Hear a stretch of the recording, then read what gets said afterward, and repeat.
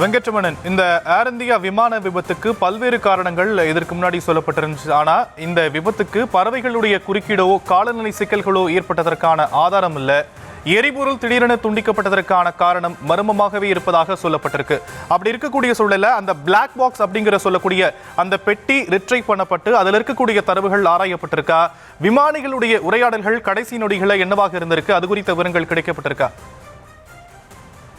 நிச்சயமாக விபத்து நடைபெற்ற பொழுது இந்த விபத்து குறித்து பல்வேறு யூகங்களின் அடிப்படையில பல்வேறு தகவல்கள் என்பது கொடுக்கப்பட்டது. அதன் பிறகாக அந்த விமானத்துடைய கருப்பு பெட்டி என்பது கண்டறியப்பட்டு அதற்கு அமெரிக்கா, ரஷ்யா உள்ளிட்ட உலக நாடுகள் உதவியோடு அந்த கருப்பு பெட்டியில் இருக்கக்கூடிய தரவுகளை ஆய்வு செய்வதற்கான பணிகள் தொடர்ந்து நடைபெற்றுக் கொண்டிருக்கக்கூடிய நிலையில தான் இந்த விமான விபத்து தொடர்பாக விசாரணை நடத்தப்பட்ட விமான விபத்துகள் விசாரணை ஆணையம் என்பது ஒரு விசாரணை என்பது நடத்தப்பட்டது. அதனுடைய முதற்கட்ட அறிக்கையை மத்திய இருக்கிறது.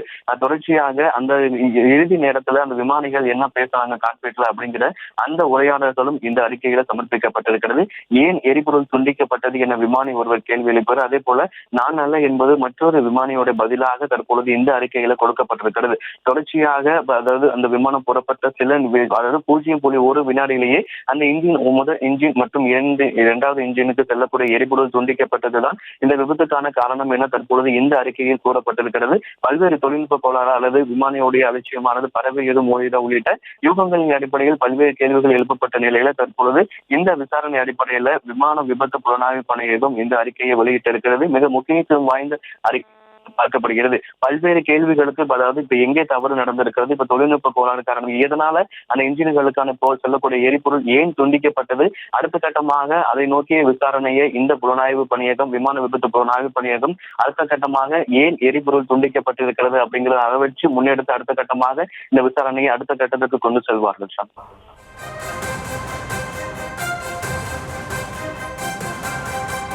வெங்கட்ரமணன், இந்த விமான விபத்துக்கு பல்வேறு தரப்புல பல்வேறு யூகங்களின் அடிப்படையில் பல்வேறு விஷயங்கள் சொல்லப்பட்டிருந்துச்சு. ஆனா பிளாக் பாக்ஸ் ரிட்ரைவ் பண்ணி அதில் இருக்கக்கூடிய தரவுகளை ஆராயும் போது எரிபொருள் துண்டிக்கப்பட்டது என்ற விமானியின் கேள்விக்கு தாம் அல்ல அப்படிங்கிறது இன்னொரு விமானியுடைய பதிலா இருக்கும் போது இது முழுக்க முழுக்க விமானியுடைய தவறாதான நடந்திருக்கு அப்படிங்கிறத இதுல இருந்து நம்ம புரிஞ்சுக்கலாம் இல்லையா?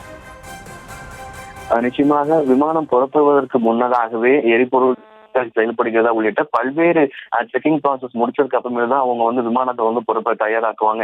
ஆனா விமானம் புறப்பட்ட சில மணி நேரங்களிலேயே அதாவது டேக் ஆஃப் ஆன பிறகாக கிட்டத்தட்ட 180 knots IS வேகத்தை எட்டிய பிறகு உடனடியாக இன்ஜின் 1 மற்றும் இன்ஜின் 2க்கு செல்லக்கூடிய அந்த எரிபொருள் என்பது கட் ஆஃப் சுவிட்சுகள் ரன்னில் இருந்து கட் ஆஃப் நிலைக்கு ஒன்றின் பின் ஒன்றாக 0.1 வினாடி இடைவெளியுடன் மாறி இருக்கிறது. அப்ப இவங்க இதுக்கு முன்னாடியே அந்த விமானம் புறப்படுவதற்கு முன்னதாகவே அவங்க இதை செக் பண்ணலையா அல்லது அதை பார்க்கக்கூடிய அதிகாரிகள் அதை தவறு பெற்றிருக்கிறார்கள், இது எங்கே அதாவது இங்கே அங்க இருக்கக்கூடிய அந்த பணியாளர்கள் இந்த தவறை செய்திருக்கிறார்கள், அந்த விமானிகள் இந்த தவறை செய்திருக்கிறார்கள் உள்ளிட்ட கோணங்களில் விசாரணை என்பது துரிதப்படுத்தப்பட்டிருக்கிறது. தற்பொழுது இதன் காரணம் அதாவது பல்வேறு யூகங்கள் அடிப்படையில் தகவல் தெரிவிக்கப்பட்ட நிலையில சொல்லக்கூடிய எரிபொருள் துண்டிக்கப்பட்டதுதான் தற்பொழுது கிட்டத்தட்ட 180 knots IS வேகத்தை எட்டிய பிறகு எரிபொருளுக்கு அந்த எரிபொருள் இங்கிருந்து செல்லக்கூடிய எரிபொருள் என்பது துண்டிக்கப்பட்டிருக்கிறது. அதனால் அந்த விபத்து ஏற்பட்டிருக்கிறது என தற்பொழுது அறிக்கையில தகவல் தெரிவிக்கப்பட்டிருக்கிறது. அடுத்த கட்டமாக ஏன் அந்த எரிபொருள் துண்டிக்கப்பட்டது உள்ளிட்ட கோணங்கள்ல விசாரணையை அடுத்த கட்டத்துக்கு எடுத்து செல்வார்கள்.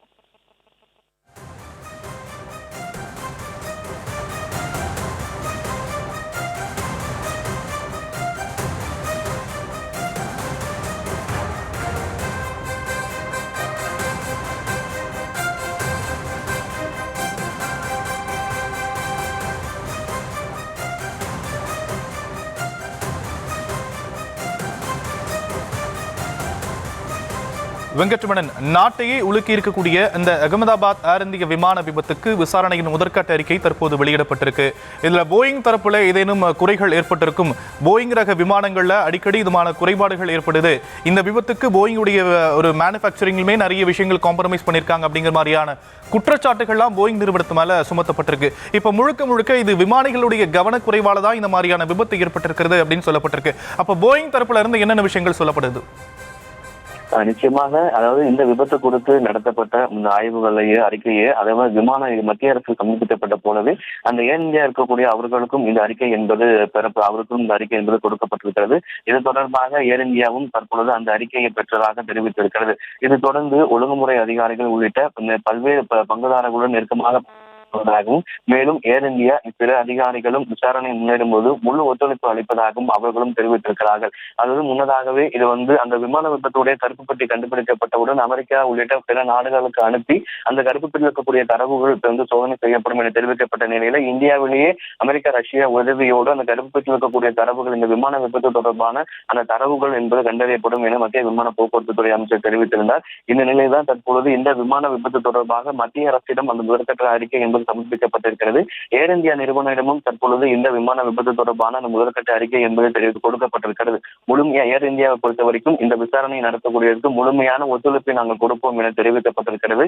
விபத்து குறித்து நடத்தப்பட்ட அந்த முதற்கட்ட ஆய்வுகள்ல விசாரணையில் கண்டறியப்பட்டது தொடர்பான அறிக்கையை விமான விபத்துக்கள் விசாரணை ஆணையம் மத்திய அரசிடம் சமர்ப்பித்திருக்கிறது. அதே போல ஏர் இந்தியா நிறுவனத்திடமும் இந்த அறிக்கை ஏர் இந்தியாவை பொறுத்த வரைக்கும் இந்த விசாரணைக்கு நாங்கள் முழு ஒத்துழைப்பு தருவோம் என தெரிவிக்கப்பட்டிருக்கிறது. அதாவது யூகங்களின் அடிப்படையில் இந்த விமான விபத்து தொடர்பாக பல்வேறு காரணங்கள், அதாவது தொழில்நுட்ப கோளாறு அல்லது பறவை எதுவும் மோதி இருக்கலாம் உள்ளிட்ட யூகங்களின் அடிப்படையில் பல்வேறு தகவல்கள் தெரிவிக்கப்பட்ட நிலையில விமானம் புறப்பட்டதுமே அதிகபட்சமாக 180 நாட் IAS வேகத்தை எட்டிய பிறகு உடனடியாக இன்ஜின் 1 மற்றும் இன்ஜின் 2க்கு செல்லக்கூடிய எரிபொருள் என்பது கட் ஆஃப் சுவிட்சுகள்ல இருந்து ரன்னிலிருந்து கட் ஆஃப் நிலைக்கு ஒன்றின் பின் ஒன்றாக 0.1 வினாடி இடைவெளியுடன் ஆட்டோமேட்டிக்காக மாறி இருக்கிறது. ஏன் இது மாறி இருக்கிறது? முன்னாக அதுக்கான பரிசோதனைகள் மேற்கொள்ள உள்ளே தற்பொழுது யுகங்க அடிப்படையில் பல விஷயங்கள் கூறப்பட்ட நிலையில தற்போது அதற்கான காரணங்கள் என்பது வெளியாகி இருக்கிறது.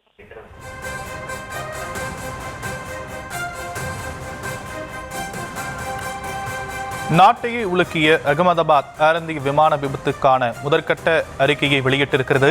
விமான விபத்து புலனாய்வு பணியகம் என்ற தகவல் கிடைக்கப்பட்டிருக்கக்கூடிய நிலையில் விமானியின் கவனக்குறைவால் இந்த விபத்து ஏற்பட்டிருப்பது தற்போது தெரிய வந்திருக்கிறது. இதுகுறித்தான அண்மை செய்திகளை பின்வரும் செய்திகளில் விரிவாக பார்க்கலாம்.